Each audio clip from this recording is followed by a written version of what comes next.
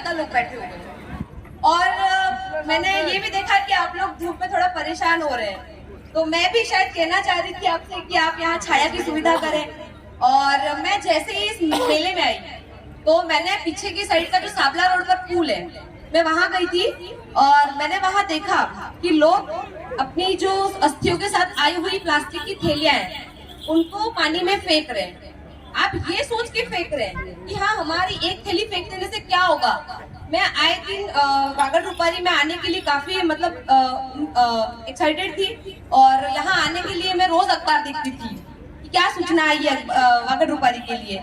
तो आए दिन यही दिखाई दे रहा अखबार में कि पानी में मलबा जमा हुआ है। वो मलबा कैसे जमा हुआ है, आप लोगों ने इस बारे में कभी नहीं सोचा।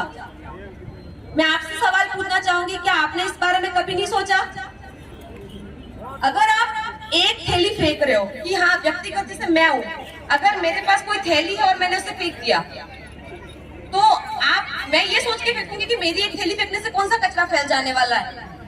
अगर मेरे जैसे 1000 बैठे लोग वो कचरा ना मांगू सोना चांदी, ना मांगू हीरो का हार, ना मांगू सोना चांदी, ना मांगू हीरो का हार, ए प्रभु दे दे मुझे अब शिक्षा का अधिकार। शिक्षा का अधिकार में आप तो पढ़ी लिखे हैं लेकिन आप बच्चियों को पढ़ी हैं, उसके लिए बहुत बहुत आपको पूरे प्रशासन की तरफ से धन्यवाद। अब मैं आता हूँ आपकी वेशभूषा पर। सारी चीजें हमारी जो पूर्व प्रतिभागी थी उन्होंने बताया था।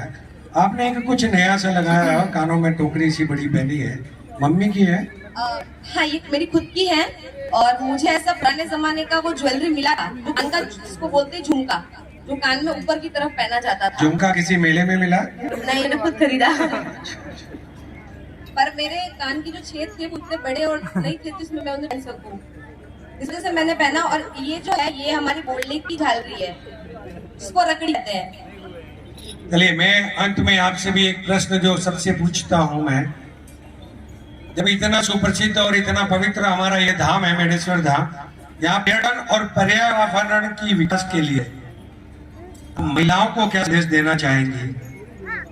पर्यटन का यहाँ विकास हो, हमारे दो जनप्रतिनिधि बड़े बैठे हुए हैं जो राज्य सरकार तक आपकी बात पहुंचा सकते हैं। और फिर पर्यावरण के विकास के लिए जब यहाँ पर पानी की अच्छी सुविधा है तो क्या कुछ किया जा सकता है? सबसे पहले तो मैं कहना चाहूंगी पर्यटक के लिए, यहाँ पर शौचालय अभी भी नहीं बने हैं। इस वजह से लोग खुले में शौच जाते हैं, गंदगी फैलाते हैं। अब हम लोगों को दोष एकदम से नहीं दे सकते ना, पहले हमें शौचालय बनवाने होंगे। यहाँ पे सरकारी शौचालय बनेंगे तो लोग उसका इस्तेमाल करेंगे। और दूसरा जो महिलाओं के लिए आपने कहा कि अगर हमारे वागड़ कुंभ को आप और क्या कहना चाहेंगे, तो मेरा ये कहना है सबसे पहले तो स्वच्छता हमारे घर में होता है। हम खुद देखते हैं हमारे घर में हम कभी गंदगी रखते हैं? खाने में गिरा हुआ कभी कचरा खाते हैं हम लोग? नहीं ना, उस खाने को हम फेंक देते हैं। तो ये हमारा वागड़ कुंभ है, यहाँ बाहर से इतने राज्यों के लोग आते हैं घूमने, इस पवित्र स्थान में दर्शन करने, अपने परिजनों की अस्थियां विसर्जित करने। तो आप परिजनों से भी निवेदन है कि आप जो भी कचरा है अस्थियों के अलावा उसे एक थैली में बांधकर साइड में रख दें। अगर स्वच्छता कर्मी होंगे तो वो उसे उठा लेंगे, वरना आप उसे अपने घर लेके जा सकते हैं। एक अंत में प्रश्न जरूर पूछना चाहूंगा और मैं इन सबके संदेश के रूप में भी देना चाहूंगा। जब एक तबके की महिला एक नीचे छत से निकलकर भारत राष्ट्र की राष्ट्रपति तक पहुंचती है तो ये जो छोटी छोटी बच्चियां बैठी है उनको क्या कहना चाहेंगे कि वहां तक अपनी उम्मीदों को जागृत रखें? सबसे पहले मैं उनके अभिभावकों को कहना चाहूंगी, क्या आप अपनी बच्चियों को इस मंच पे नहीं देखना चाहते? अरे जैसे मैं यहाँ खड़ी हूँ क्योंकि मेरे माता पिता ने मुझे सहयोग दिया है, मुझे उन्होंने कहा कि नहीं हमारी संस्कृति है, हमें इसे करना है। जैसे आज इस प्रतियोगिता में 8 या 9 प्रतियोगी है, तो मैं कहना चाहूंगी कि अगली बार 50 लड़कियां आए, अगली बार 50 लड़कियां आए, क्योंकि एक प्रतियोगिता का मजा तभी आता है जब प्रतियोगी टक्कर के हो। चलिए बहुत बहुत धन्यवाद। ऐसा ही होगा इन उम्मीदों के साथ में कोड नंबर